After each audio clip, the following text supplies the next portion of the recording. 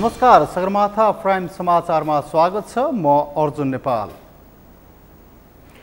नमस्कार, म पुष्पा श्री कार्की। सगरमाथा प्राइम समाचार सुरु गरौं अहिलेसम्मका मुख्य समाचारबाट।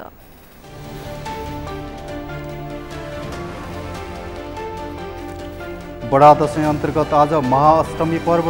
आसुरी प्रवृत्तिको नाश गर्ने देवीलाई शक्तिशाली बनाउन शक्तिपीठहरूमा विशेष पूजा गरिँदै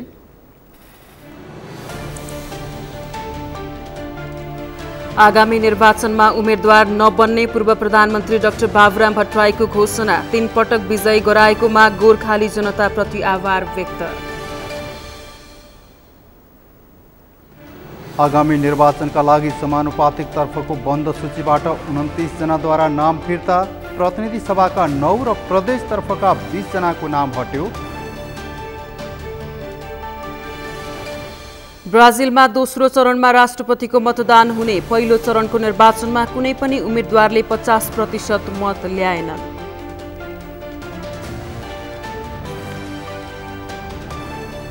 र ओमानमा जारी एसियन एमेच्योर चेस च्याम्पियनसिपमा नेपालका कृष्ण थापाको अपराजित यात्रा जारी। बाँकी खेलहरू जित्नेमा थापा विश्वस्त।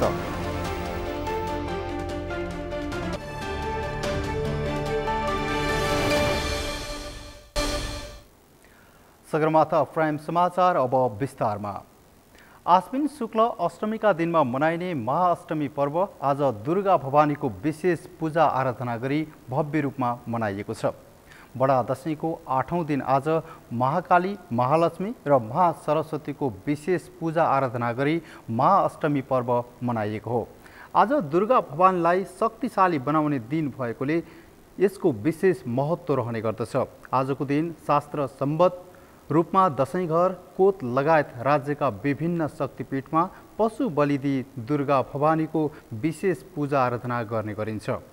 दुर्गा सप्तशती, श्रीमद् देवी भागवत र देवी स्तोत्र पाठ गर्ने गरिन्छ। विवेकशील र अविवेकशील प्राणी दुवैले मोक्ष प्राप्तिको चाहना गर्ने हुनाले देव मन्दिर र यज्ञ यज्ञादिमा विधिपूर्वक बलि दिनाले ती पशुले मोक्ष प्राप्त गरी माथिल्लो योनिमा जन्म लिने कुरा शास्त्रमा वर्णन गरिएको धर्मशास्त्रविद एवं नेपाल पञ्चाङ्ग निर्णायक समितिका पूर्व अध्यक्ष प्राध्यापक डाक्टर रामचन्द्र गौतमले बताउनुभयो। सात्विक, राजस र तामस 3 किसिमका पूजाको वर्णन शास्त्रमा गरिएको उहाँले बताउनुभयो। सात्विक जल, चन्दन र अक्षता लगायत 1600 उपचारले गरिने पूजा हो भने सात्विक र पशु बलि सहितको पूजालाई राजस पूजा भन्ने गरिन्छ। राजसका साथै मदिरा पनि चढाएर गरिने पूजालाई तामस पूजा भनी शास्त्रमा परिभाषित गरिएकाले पशु बलि पनि शास्त्रीय भएको उहाँको जिकिर रहेको छ। ब्राह्मणका लागि भने पशु बलि वर्जित गरिएको छ। आसुरी प्रवृत्तिको नाश गर्न देवीलाई शक्तिशाली बनाई पशुको मुक्तिका लागि पनि पशु बलिको विशेष महत्त्व रहेको धर्मशास्त्रविदको भनाइरहेको छ। दुर्गा सप्तशती चण्डीको 8औं अध्यायमा पनि यस सम्बन्धी चर्चा भएकोले पशु बलिलाई अशास्त्रीय भन्न नमिल्ने डाक्टर गौतमले बताउनुभयो। आजकै दिनमा राति कालरात्रिको रूपमा पशु बलिको विधि र पूजा आराधना सहित मनाउने गरिन्छ। कालरात्रिको पूजा विधि र संकल्प समेत छुट्टै हुने भएकाले यसको विशेष महत्त्व रहेको छ।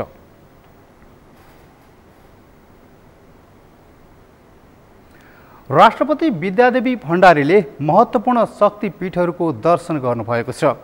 आज राष्ट्रपति भण्डारीले काठमाडौँको नक्साल भगवती, शोभा भगवती, भद्रकाली, मैतीदेवी, कालिका स्थान, सङ्कटा, नरदेवी पुगेर पूजा आराधना र दर्शन गर्नुका साथै टीका र प्रसाद ग्रहण गर्नुभएको हो। दशैंका अवसरमा हरेक वर्ष राष्ट्र प्रमुखको हैसियतमा उपत्यकाका विभिन्न शक्तिपीठहरूको दर्शन गर्ने परम्परा रहँदै आएको छ। बडा दशैंको 8औं दिन आज मुलुकभर माता दुर्गा भवानीको पूजा आराधना गरी मनाइएको छ।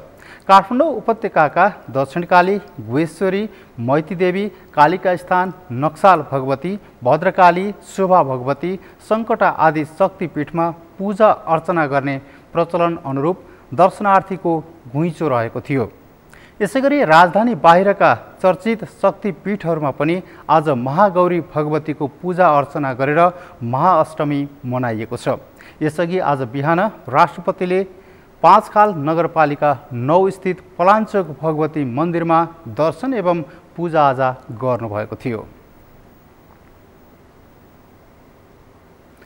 नेपालीहरूको महान पर्व दशैं मनाउन लाखौंको संख्यामा सर्वसाधारण बाहिरिएपछि काठमाडौँ उपत्यका सुनसान बनेको छ। आज बडा दशैंको 8औं दिनसम्म उपत्यकाबाट करिब 18 लाख मानिस बाहिरिँदा उपत्यका सुनसान बनेको हो। उपत्यकामा मानिसहरूको चाप घटे पनि सार्वजनिक सवारी साधन कम चल्दा उपत्यका आवत जावतमा समस्या भएको छ। अभिषेक सुनारको रिपोर्ट। नेपालीहरूको महान पर्व बडा दशैंको 8औं दिनसम्म आइपुग्दा काठमाडौँ उपत्यका भने सुनसान जस्तै बनेको छ। रोजगार, व्यापार, व्यवसाय, शिक्षा, दीक्षा लगायतको सिलसिलामा काठमाडौँ उपत्यकामा बस्दै आएका मानिसहरू दशैं मनाउनका निम्ति घर फर्कने क्रम बढेसँगै काठमाडौँ यति बेला सुनसान बनेको हो। सवारीको अत्याधिक चाप हुने काठमाडौँ सुनसान मात्रै बनेको छैन, छोटो दूरीको यातायातका लागि यहाँका मानिसहरूले सवारी साधन नपाउँदा गन्तव्य स्थलमा पुग्नका लागि समेत समस्या हुने गरेको यहाँका नागरिकहरूले गुनासो गरेका छन्। अब घर जानुपर्ने भयो थियो, अब गाडी नपाएर फर्क्यो। अब यो लोकल गाडी चाहिँ तपाईँको कस्तो भन्दाखेरि अहिले लोकल गाडी नै छैन। म अब 2 घन्टाबाट लोकल गाडी कुरिरहेको छु। घामले अब अनुहारै डढिसक्यो होइन, तर गाडी आएकै छैन। अब तपाईँको मेरो माग चाहिँ के छ भने अब गाडी पुगेन, लोकल गाडी थप्न पर्यो। मान्छे मात्रै बढ्यो, मान्छे जनसङ्ख्या बढेपछि गाडी पनि थप्नुपर्छ। अब ढोकामा झुन्डेर हिँड्नु छ, ढोकाबाट अब तपाईँको लड्यो भने को जिम्मेवारी हुन्छ? यहाँ त अहिले ठुलो समस्या छ। यहाँका छोटो दूरीमा चल्ने गाडीहरू सबै रिजर्भमा बाहिर गएर अहिले यहाँका यात्रुहरूले घन्टौँसम्म आफ्नो गन्तव्यमा जानलाई गाडी कुर्नुपर्ने अवस्था छ। उपत्यकाको मुख्य 4 नाका फर्पिङ, नागढुङ्गा, मुर्खु, कोटेश्वर लगायतका स्थानबाट आइतबारसम्म 18 लाख मानिस बाहिरिएको तथ्याङ्क छ। गोङ्गबुको नयाँ बस पार्क, कलङ्की लगायतका ठाउँमा दशैंमा घर जानका लागि गाडी कुरिरहेकाहरू उभिएरै भए पनि जान आतुर छन्। सधैँजसो सवारी र मानिसहरूको अत्याधिक चापले हिँड्न पनि धौधौ पर्ने काठमाडौँको सडक अहिले सुनसान छन्। ट्राफिक जामले गन्तव्यसम्म पुग्न दोब्बर समय लाग्ने अवस्थाबाट अहिले चालकहरू मुक्त भएका छन्। तर चाडबाडकै समयमा सार्वजनिक सवारी कम चल्दा उपत्यकावासीहरूलाई भने गन्तव्यमा पुग्नका लागि घन्टौँसम्म कुर्नुपर्ने बाध्यता आइपरेको छ। सरकारले चाहिँ जानुभन्दा अगाडि आधी गाडीले पुग्यो भने 20वटाले पुग्यो भने 50वटा पहिले तयार गर्नुपर्छ। अनि टिकट काट्नुभन्दा पहिलेबाजी प्रत्येक त्यो उसमा चाहिँ विभिन्न तरिकाले अहिले सिभिल पुलिस छोडेको छ भन्छ, त्यो काटिसकेर बदमास गरिसकेपछि मात्रै भएको छ। त्यसो हुँदा धेरै दुःख पाएको छ। यो चाहिँ अलिकति सरकारको कमजोरी हो। हामीहरू यात्रु त जानै पर्छ, यात्रु त जसरी भए पनि जाँदाखेरि यात्रुको कमजोरी होइन। यो त सरकारले व्यवस्था गर्नु पर्यो। सरकारले यो बारेमा बोल्दैन त के व्यवस्था गर्नुपर्ने? सरकार भनेको अभिभावकले नगरेपछि के गर्ने? कहाँ गएर बोल्ने? विचार सर्वसाधारण मान्छेहरू उरतिर परतिर बोल्न नजान्ने मान्छे यात्रु गरिरहेका छन्। यो विजय दशमी जस्तो बेलामा नि यतिखेर मार्ग धेरै परिरहेका छन्। बाहिर जाने यात्रुको चाप बढी हुँदा उपत्यकामा सवारी व्यवस्थापन गर्न समस्या भएको नेपाल यातायात व्यवसायी राष्ट्रिय महासङ्घको भनाइ छ। गत वर्ष करिब 16 लाख यात्रुले उपत्यका छाडेकोमा यो वर्ष भने 20 लाख मानिसले उपत्यका छाड्ने अनुमान गरिएको छ। यातायात व्यवस्था विभागले रुट पर्मिट खुला गरेसँगै छोटो दूरीका यातायातले बाहिरी जिल्लाका मानिसहरू बोक्ने क्रम बढेपछि यहाँ छोटो दूरीका यातायात पाउनका लागि समस्या हुने गरेको हो। सगरमाथा टेलिभिजनका लागि क्यामेरामा सुनिल कोलीका साथ अभिषेक सुनार, काठमाडौँ। सुदूरपश्चिम प्रदेशमा चाडपर्वका बेला यातायात व्यवसायले यात्रु ठग्ने परम्परा यसपालि पनि जारी रहेको छ। दशैंको बेला प्रदेशका यातायात व्यवसायीहरूले अन्य वर्ष जस्तै यो वर्ष पनि तोकिएको भन्दा बढी रकम लिइरहेका छन्। मनोमानी रूपले यातायातका साधन सञ्चालन गर्दै आएका उनीहरूले शुल्क पनि जथाभावी लिने गरेका छन्। धनगढी बस पार्कबाट पहाडी जिल्लाको टिकट 16 गतेसम्मका लागि अग्रिम बुकिङ भएको बताउँदै आएका व्यवसायीहरूले बाहिर भने यात्रुबाट बढी रकम लिइरहेको गुनासो छ। कैलालीबाट दिनेश विष्टको रिपोर्ट। धनगढी बस पार्कमा रहेका काउन्टरहरूमा बसको टिकट पाउन सकिन्न। यातायातका कर्मचारीहरू 16 गतेसम्मका लागि टिकट बुक भएको भन्दै यात्रु फर्काउँछन्। तर खल्तीबाटै प्रहरीहरूले नाम नभएका महँगा टिकट काटेर पहाडी जिल्लामा यात्रु पठाउने गरिएको छ। पहाडी जिल्लामा जाने यातायातका साधनले तोकी भन्दा बढी भाडा लिएको यात्रुहरूको गुनासो छ। अनि गाडी टिकट त मिलिराखेको छ अहिले, क्याबिनमा त्यही पनि 1800 रुपियाँ भाडा तिरेर बाजुरा भाडा फिक्स भाडा काउन्टरको हिसाबले 1400 कति 97 कति 1400 कति रुपियाँ हो। अनि अहिले 1800 रुपियाँ तिरेर ऊ पनि त्यो पनि क्याबिनमा बसेर जान लागेको छ।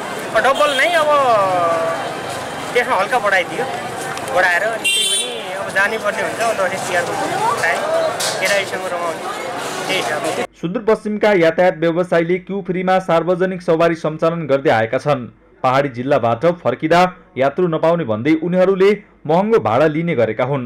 अन्य समयभन्दा अहिले पहाडी जिल्लामा जाने यात्रुहरूले 500 देखि 1000 सम्म बढी भाडा तिर्नुपर्ने बाध्यता रहेको छ। अहिले हामी इन्डियाबाट आएका थियौँ, भोलि जानलाई भनेको भोलि चाहिँ टिकट नपाएर अब पर्सि जाने अब अहिले चाहिँ चहलपहल दसैँको कारणले टिकट नपाइरहेको रहेछ। पर्सि जाने भन्ने हाम्रो भइहाल्छ, टिकट काटिहाल्छ। अगाडि हामी 8:30 9सम्म जान्थ्यौँ, अहिले चाहिँ अब 1100-1200 रुपियाँ भयो। अब त्यस्तो भन्दा नि दसैँको चहलपहलको कारणले बढायो होला नि त अब समितिले, त्यही कारणले समस्या अब छ टाइममा सिट पाइरहेन, जतिखेर जान खोज्यो त्यतिखेर अब गाडी पनि भेटिरहेन, 1-2 दिन ढिलाइ भयो पनि अब जानुपर्ने हो। यता यातायात प्रणालीले भने यो विषयमा जानकारी नभएको भन्दै तर्कने गरेका छन्।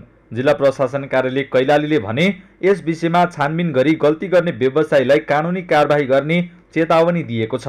धनगढीबाट घर जाँदाखेरि यो दसैँको समस्याले गर्दाखेरि धेरै भिडभाड भएकोले टिकटको लागि आज बिहानदेखि अहिलेसम्म तडपिरहेको छु, टिकट पाउन सकेको छैन।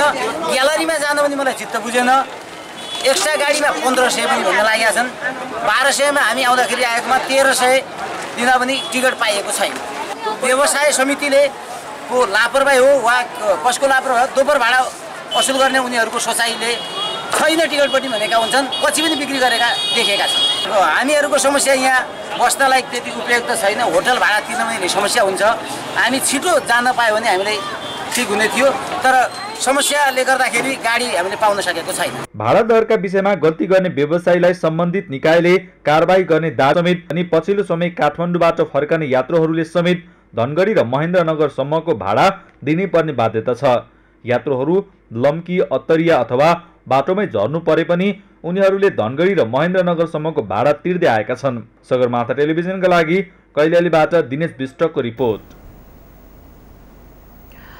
दशैंको रौनकले गाउँघर र सहर बजार धपक्कै ढाकिरहेको बेला ज्येष्ठ नागरिक आवास गृह भने सुनसान छन्। आम सर्वसाधारणले दशैं धुमधाम साथ मनाउँदै गर्दा यहाँ रहेका वृद्धवृद्धाहरूलाई दशैंको रौनकले छोएको छैन। चाडबाड आउँदा घरको सम्झना आए पनि आफूलाई सम्झने कोही नहुँदा आवास गृहमै खुसी छन् वृद्धवृद्धाहरू। यशोदा भण्डारीको रिपोर्ट। हामी शान्तिनगरमा रहेको वृद्ध आश्रममा आएका छौँ। बडा दशैंको रौनकले सबैको घर छाइरहेको बेला वृद्ध आश्रम भने सुनसान देखिन्छ। यहाँका वृद्धवृद्धाहरूलाई दशैंले छोएको छैन, उनीहरू खल्लो मानिरहेका छन्। चाडबाड आए पनि उस्तै, नआए पनि उस्तै। हेरौँ उनीहरू के भन्छन् उनीहरूकै शैलीमा। नमस्ते। नमस्ते। हजुरको शुभ नाम? शोभा। शोभा। शोभा के? बास्टोला। हजुरलाई दशैंको शुभकामना। हजुर धेरै राम्रो छ। हजुरलाई कतिको दशैं लागेको छ कि छैन? दशैंको चाडबाड आयो हुन्थ्यो जस्तो लाग्छ कि लाग्दैन? लाग्छ। कस्तो खल्लो लाग्छ कि लाग्दैन? आफ्नो घरमा रमाइलो हुन्थ्यो, यहाँ रमाइलो लाग्दैन। आफ्नो परिवारसँग बसेर रमाइलो होइन, यहाँ आफ्नो परिवार नहुँदा खल्लो लाग्छ नि।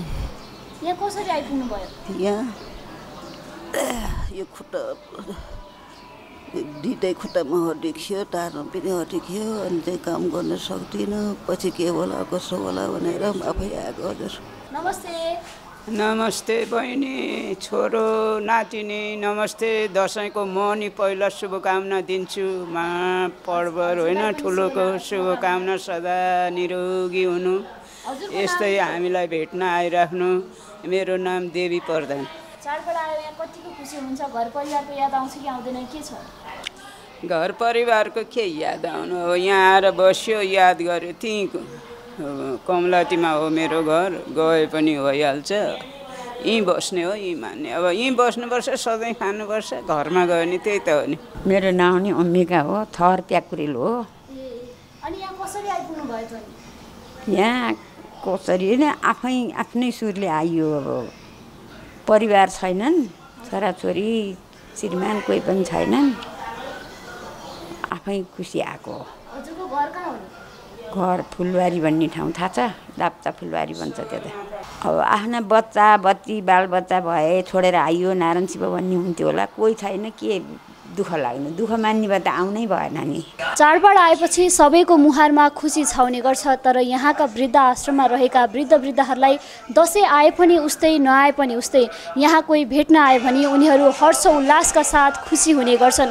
त्यस्तै हामी पनि यहाँ प्रवेश गर्दाखेरि उहाँहरूको मुहारमा खुसी छाएको थियो। हेरौँ उहाँहरू के भन्नुहुन्छ, लागौँ उतैतर्फ। नमस्ते आमा। नमस्ते। रिता काला। हजुरलाई दसैँको शुभकामना। शुभकामना। अनि चाडबाड कतिको लागेको छ? दसैँ लागेको छ कि छैन हजुर? लागिरहेछ। लाग्नु छ। कसरी मनाइरहनु भएको छ दसैँ? राम्रै गरेर मनाएको छ। टिका लाउनुहुन्छ हुँदैन दसैँमा त? लाउँछु। कसले लगाइदिनुहुन्छ? अब आए कसैले आयो भने लगाइदियो भने लाउनुपर्छ, नभए लगाएको छैन भनौँ न। अब दसैँ आएन नआएन एउटै हो है? एउटै हो। छोराछोरी जुन बुहारी छोरा नाति नातिना छुन्, भरि बुढो छुन्। अनि उनीहरू आउँछन् कि आउँदैनन् हजुरलाई भेट्न? छोरो आउँछ कहिले काहीँ। छोरा आउँछ। अनि दसैँमा टिका लाउन आउँछन् कि आउँदैनन् छोरा? अब आउने नआउने उनी जान्दछन्। कुरा हुन्छ कि हुँदैन? कुरा त आउँछु भने आछ। ए यो यहाँ आउनु भएको कति वर्ष भयो? 3 वर्ष भयो। नमस्ते। नमस्ते नानी। हजुरको नाम? गीता सुवेदी। नीता सुवेदी। अनि यहाँ आउनु भएको कति भयो? 3 वर्ष भयो। 3 वर्ष भयो। अनि कसरी आइपुग्नु भयो यहाँ? यहाँ भदाले ल्याइदिएर। भदाले ल्याइदिएको। अनि छोराछोरी छन् कि छैन? छैन। छैन। ए अनि चाडबाडमा खुसी हुनुहुन्छ? राम्रै छ। ओके राम्रै छ। नमस्ते। नमस्ते हजुर। हजुरलाई दसैँको शुभकामना। शुभकामना हजुरलाई शुभकामना। हजुरको नाम के? मेरो नाउँ त राम्रो छ हजुर, मान्छे नराम्रो छ। तेज कुमारी कोइराला। तेज कुमारी कोइराला। यहाँ आउनु भएको कति भयो? अहिले हिजो आएको। यहाँ भर्खर आउनु भएको? हजुर। ए अनि यहाँ कसले लिएर आइदियो यहाँ हजुरलाई? यहाँ राधा आमा हुनुहुन्छ, राधा। ए अनि छोराछोरी छन् कि छैनन्? बालक विधवामा बालक विधवाको बालक बिहे गरिदियो, बालक विधवा। हजुर मेरो त परै छ अहिले त उहाँ उबाट आएको। अनि यहाँ आउँदाखेरि नौलो लागेको छ कि छैन? हजुर यहाँ आउँदाखेरि नौलो लागेको छ कि छैन? कहाँ आयो जस्तो लाग्छ कि लाग्दैन? लागिहाल्छ नि नौलो त। घरको याद आउँछ? घर छैन, छैन।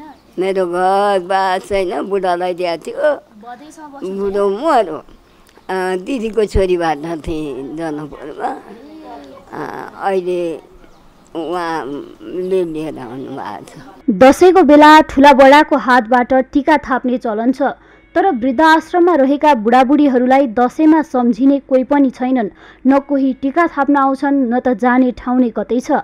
चकमन्ना आश्रमभित्र आफू जस्तै दुःख भोगेर आएका बुढाबुढी सिवाय कोही पनि छैनन्। ज्येष्ठ नागरिक आवास गृहका प्रशासकीय अधिकृत दसैँको टिकाको दिन वृद्ध वृद्धालाई टिका लगाइदिने र उनीहरूको हातबाट पनि टिका थाप्ने साथै अन्य विभिन्न कार्यक्रम रहेको बताउँछन्। टिकोटालो कार्यक्रम चाहिँ अब हाम्रो अध्यक्षज्यू सचिवज्यू हुन्छ, मेले पनि टिको लगाइदिन्थे। आमाहरूले मलाई छोराको रूपमा लगाइदिनुहुन्थ्यो, तर यसपालि मेरो भएन टिको लाउने।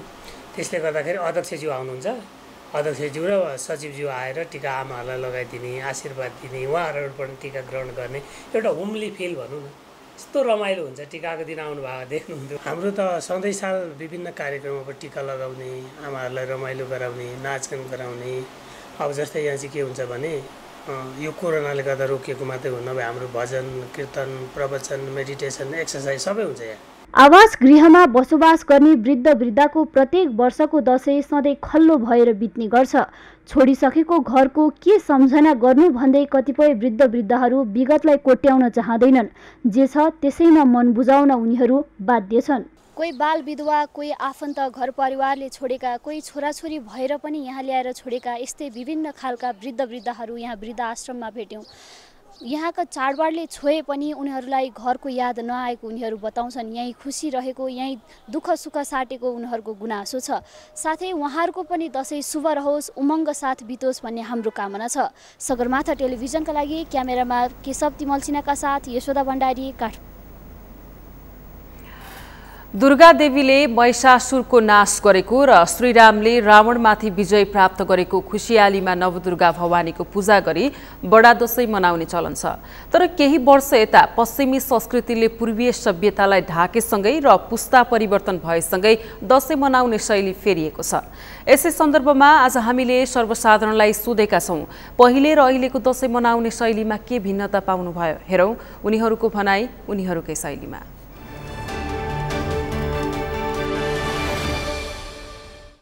पहिलेको र अहिलेको दशैंमा म धेरै नै भिन्नता पाउँछ, किनभने पहिलेको हाम्रो दशैं एउटा मौलिकता बोकेको हुन्थ्यो, एउटा संस्कारहरू, सांस्कृतिक प्रोग्रामहरू, गाउँघरतिर सबैसँग रमाइलो भेटघाटहरू हुने होइन।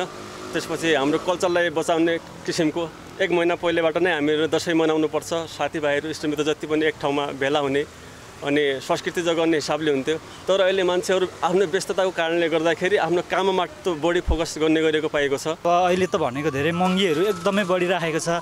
त्यही माथि पनि अहिले यो डेङ्गु भन्ने एकदम बिरामीहरू फैलिएर अलिकति मानिसहरूलाई त अलिक तनावग्रस्त बनाइरहेको छ कि यसले।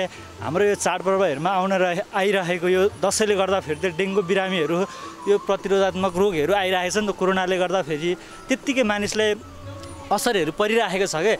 भिडभाड अलिक होइन कम हुने, गाडीमा चाहिँ अलिक सहुलियत हुने थियो भने अहिले अलि यसपालको चाहिँ अब जाने सन्दर्भमा अलि यो टिकटहरूमा चाहिँ बिचौलियाहरूले अलिकति बढी पैसा लिइरहेको अवस्था, मानिसहरूलाई जानैपर्ने बाध्यताहरू छन्। तर त्यही बिचमा चाहिँ अब जो मान्छेले अब यो बसमा भनेर टिकट काट्ने अनि जाने बेलामा चाहिँ मान्छेहरूलाई भेडा बाख्रा एकै ठाउँमा थुपारेर पठाउने खालको त्यो समस्या एउटा देखियो जाने सन्दर्भमा। पहिलाभन्दा अलिक चाहिँ त्यो रौनक अलिक कम भएको जस्तो लाग्छ। पहिला दसैँ भनिसकेपछि कहिले आउला भन्ने बालबालिकादेखि वृद्धसम्ममा चाहिँ अलिकति यसलाई महत्त्वको साथ लिइन्थ्यो भने अहिले त्यो अलिक देखिँदैन। पहिलेको दसैँ अलि रोगी सोगी हुँदैन थियो होइन। अहिले त घरि कोरोना घरि डेङ्गु भनेर असाध्यै दसैँ नै खल्लो दसैँ जस्तो भएको छ।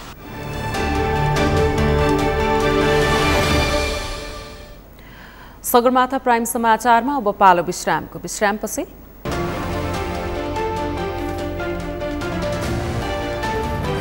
आगामी निर्वाचनमा उम्मेद्वार नबन्ने पूर्व प्रधानमन्त्री डाक्टर बाबुराम भट्टराईको घोषणा, 3 पटक विजयी गराएकोमा गोर्खाली जनताप्रति आभार व्यक्त।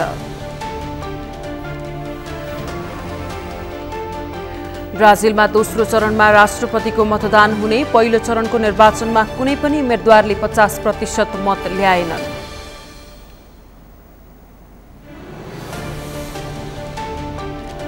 र ओमानमा जारी एसियन एमचेस्टर चेस च्याम्पियनसिपमा नेपालका कृष्ण थापाको अपराजित यात्रा जारी, बाँकी खेलहरू जित्नेमा थापा विश्वस्त।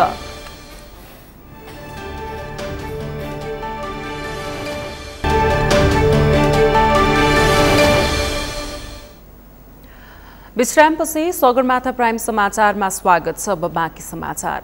पूर्व प्रधानमन्त्री तथा नेपाल समाजवादी पार्टीका अध्यक्ष डाक्टर बाबुराम भट्टराईले आगामी मङ्सिर 4 गते हुने प्रतिनिधि सभाको निर्वाचनमा उम्मेद्वार नबन्ने घोषणा गरेका छन्। डाक्टर भट्टराईले आज आसन्न निर्वाचनमा गोर्खा 2बाट उम्मेद्वार नबन्ने घोषणा गरेका हुन्। उनले 2064, 70 र 74मा गोर्खा 2बाट विजय गराएकोमा गोर्खालीप्रति आभार व्यक्त गरेका छन्। एक रिपोर्ट। अघिल्लो प्रतिनिधि सभामा गोर्खा 2बाट निर्वाचित पूर्व प्रधानमन्त्री तथा नेपाल समाजवादी पार्टीका अध्यक्ष डाक्टर बाबुराम भट्टराईले आगामी प्रतिनिधि सभाको निर्वाचनमा उम्मेद्वार नबन्ने भएका छन्। सोमबार डाक्टर भट्टराईले आफू संसदीय राजनीतिबाट टाढा बस्ने भन्दै राजनीति जनता र समाजको सेवाको निम्ति गरिने स्वैच्छिक कर्म भएको उल्लेख गरे। संसद बाहिरबाट पनि जनताको सेवा गर्न उनको भनाइ छ। राजनीति भनेको समाज रूपान्तरणको निम्ति गरिने, जनताको र समाजको सेवाको निम्ति गर्ने स्वैच्छिक कर्म हो। त्यसको निम्ति सत्ता चुनाव भनेका ती चाहिँ एउटा मध्येको साधन हो, त्यो मात्रै होइन।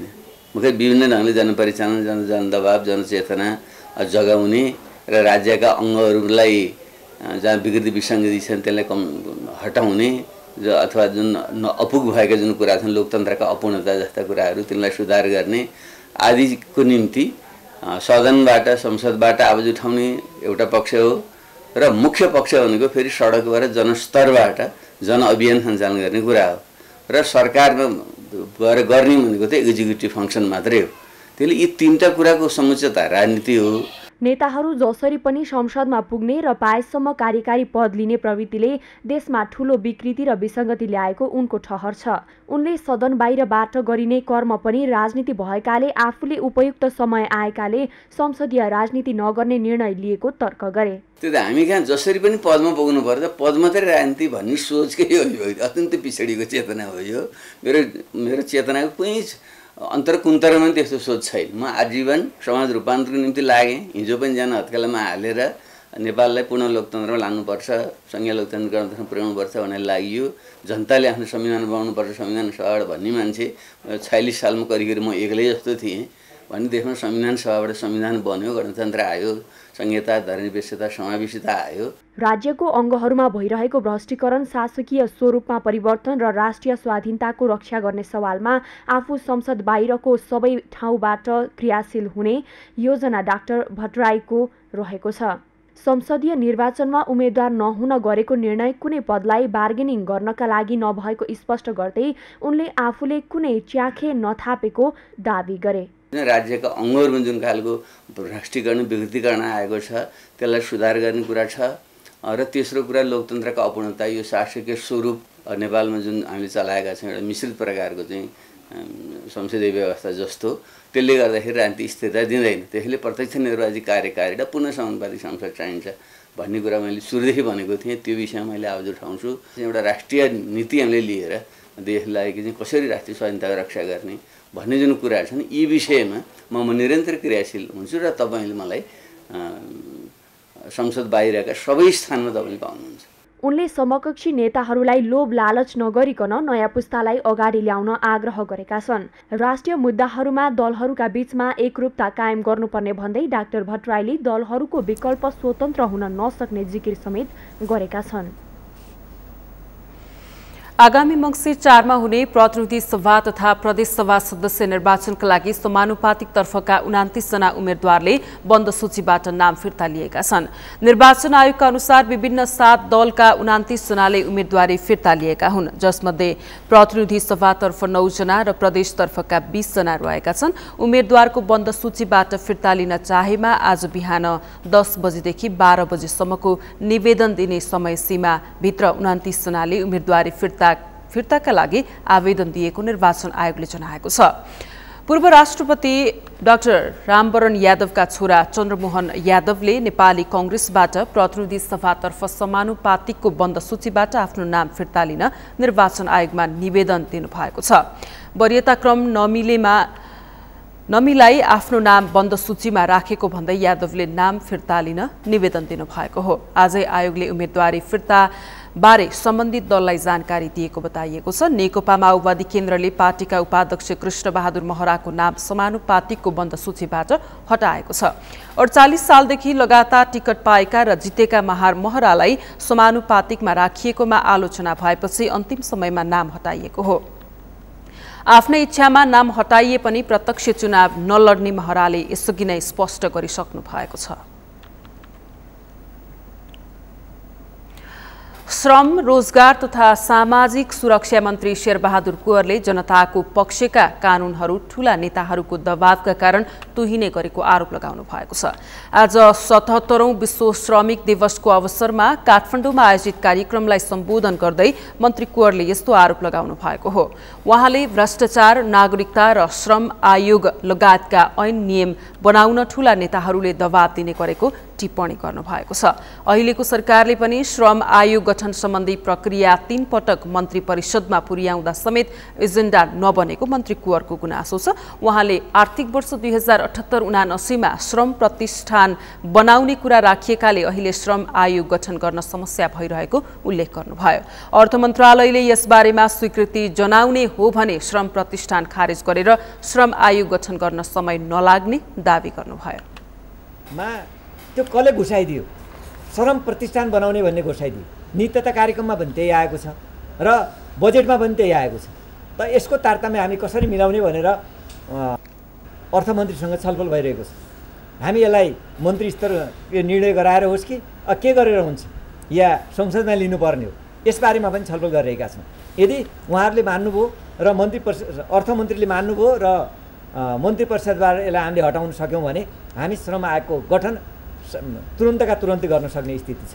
सायद त्यो प्रतिष्ठान को शब्द उल्लेख नभएको भए मेरै कार्यकालमा हामी यो सुरुवात गरिसक्थ्यौँ, अहिलेसम्म सुरुवात गरिसक्थ्यौँ। श्रम आयोग गठन पहिला गठन आदेशबाट गरौँ, त्यसपछि यसलाई कानुनमा रूपान्तरण गरौँला। ऐन बनाउनु त समय लाग्छ, देखिहाल्नुभयो, कहिले 10 वर्ष पनि लागेको छ, कहिले 5 वर्ष पनि लागेको छ। नागरिकता ऐन मलाई लाग्छ 2/3 सरकारको बेला गरिदिएको भए त्यसमा गर्नै पर्छ भन्ने मान्छे भनेको म पनि हुँ। राष्ट्रिय सभामा हामी तयारी थियौँ, त्यहाँ के छुटेको छ, के हामीले संशोधन हाल्नुपर्छ भनेर हामी तयारी अवस्थामा थियौँ। तर त्यो राज्य व्यवस्था समितिबाट पास भएको चिज पनि बाँकी निस्केन। अहिले ठुल्ठुला कुरा गरेर हुँदैन। यो त म जहाँ जुन फोरममा पनि बोल्ने गरेको छु। मन्त्री कुँवरले मन्त्रालयले असङ्गठित अनौपचारिक क्षेत्र र वैदेशिक रोजगारीमा गएका श्रमिकलाई सामाजिक सुरक्षा कोषमा आबद्धता गर्ने तयारी गरिरहेको पनि बताउनुभयो। उहाँले आफ्नो कार्यकालमा नै यस विषयलाई टुङ्गोमा पुर्याउने दाबी समेत गर्नुभयो। सामाजिक सुरक्षा कोष छ हामी कहाँ, त्यो सामाजिक सुरक्षा कोषमा सबै श्रमिकहरूलाई कसरी आबद्धता गर्ने, अझ अनौपचारिक क्षेत्रलाई पनि त्यहाँ आबद्धता कसरी गर्ने, असङ्गठित क्षेत्रहरूलाई पनि त्यहाँ आबद्धता कसरी गर्ने, वैदेशिक रोजगारलाई पनि त्यहाँ आबद्धता कसरी गर्ने भन्ने सम्बन्धमा गम्भीर हामी छलफल गरिरहेका छौँ। मैले मन्त्रीको शपथ लिइसकेपछि र मन्त्रीको कार्यभार सम्हालिसकेपछि सबै ठाउँमा ब्रिफिङ लिने क्रममा सामाजिक सुरक्षा कोषको पनि ब्रिफिङ लिएँ र त्यहाँ 2-3 वटा कोष छन्। चाहे वैदेशिक रोजगार बोर्डमा 5-6 अरबको के अरे कल्याणकारी कोष होस्, चाहे अरू 2टा सामाजिक सुरक्षा कोष र अर्को एउटा कोष, 3टा कोष किन्नु हो, त त्यो ठाउँमा झनै हामीहरूको 60 अर्ब रुपियाँ छ। श्रमिकको क्षेत्रमा अझै पनि कैयौं समस्याहरू रहेको उल्लेख गर्दै उहाँले श्रमिक क्षेत्रलाई कसरी मर्यादित र व्यवस्थित बनाउने भन्ने विषय अहिलेको पेचिलो विषय बन्दै गइरहेको पनि बताउनुभयो। सडकको क्षमताभन्दा बढी भारका सवारी साधन गुडेपछि सिद्धार्थ राजमार्गको पाल्पा बुटोल सडक खण्डको विभिन्न स्थानमा भासिने समस्या देखिएको छ। चुनढुङ्गा खानीको बढी भारका ट्रिपर सहित अन्य बढी भारका सवारीले सडक भासिएको हो। चुरे क्षेत्रको कमजोर भूभाग भएकाले सडकको 24 माइल हिउँदे खोला, झुम्छा र दोभान क्षेत्रका करिब 7 स्थानमा सडक भासिएको छ। सडक व्यवस्थित हुन नसक्दा दशैंको समय बढी सवारी चल्दा झनै समस्या बढेको छ। पाल्पाबाट किरण कौशलको रिपोर्ट।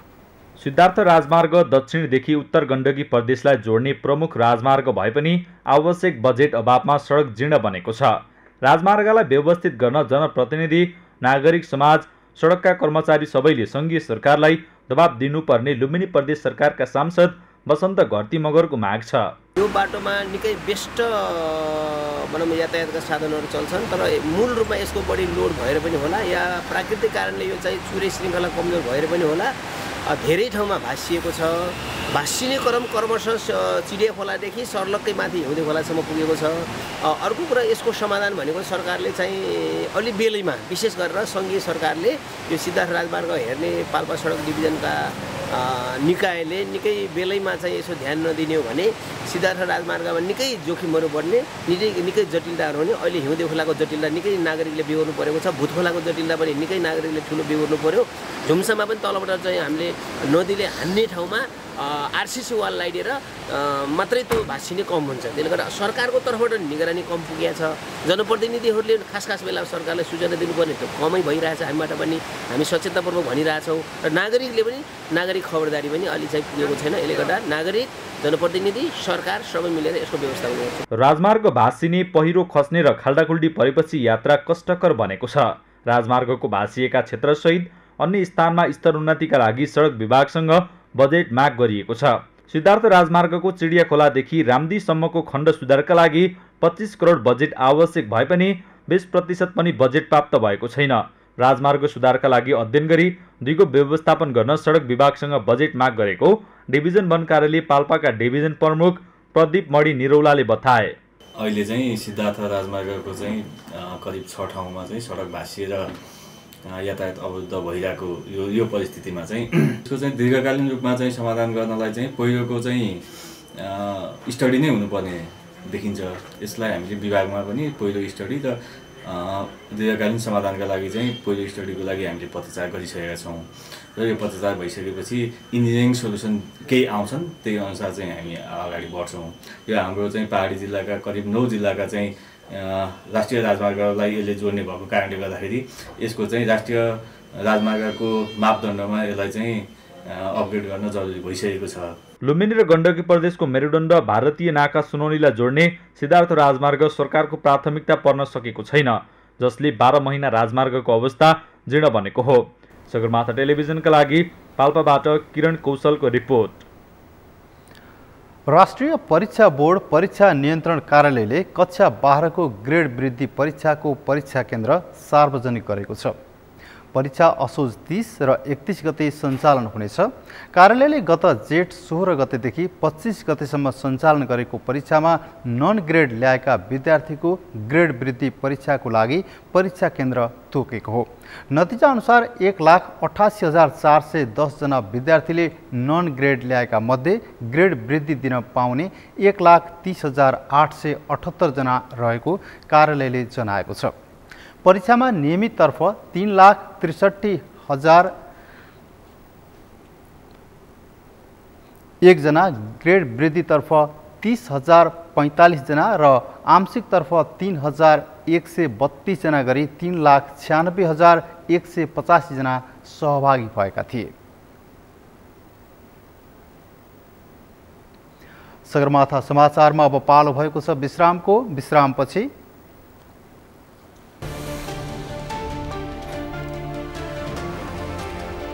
ब्राजिलमा दोस्रो चरणमा राष्ट्रपतिको मतदान हुने। पहिलो चरणको निर्वाचनमा कुनै पनि उम्मेदवारले 50% मत ल्याएनन्।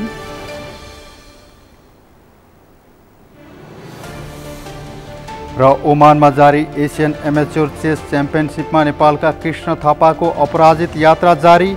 बाँकी खेलहरू जित्नेमा थापा विश्वस्त।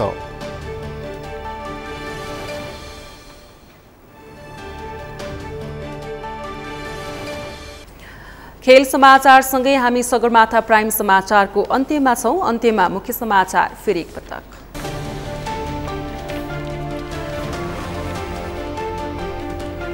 बडा दशैं अन्तर्गत आज महाअष्टमी पर्व। आसुरी प्रवृत्तिको नाश गर्ने देवीलाई शक्तिशाली बनाउन शक्तिपीठहरूमा विशेष पूजा।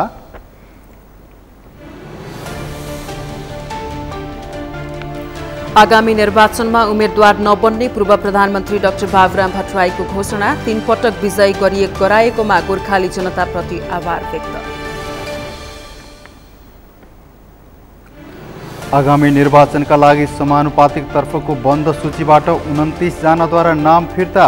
प्रतिनिधि सभाका 9 र प्रदेशतर्फका 20 जनाको नाम हट्यो।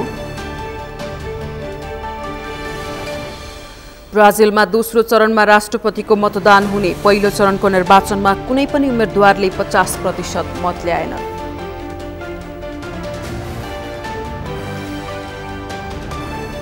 र ओमानमा जारी एसियन एमेच्योर चेस च्याम्पियनसिपमा नेपालका कृष्ण थापाको अपराजित यात्रा जारी। बाँकी खेलहरू जित्नेमा थापा विश्वस्त।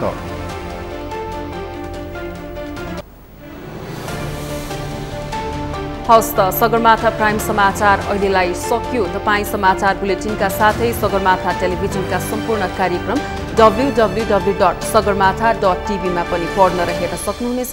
साथै युट्युबमा youtube.com/sagarmatha.tv नेपालमा हेर्न सक्नुहुनेछ। तपाईँ हामीलाई फेसबुकमा पनि facebook.com/stv नेपालमा फलो गर्न सक्नुहुनेछ। समाचारको शिखर, नेपालको गौरव, नेपालको पहिलो न्युज च्यानल सगरमाथा टेलिभिजन हेर्दै गर्नुहोला। नमस्कार। नमस्कार।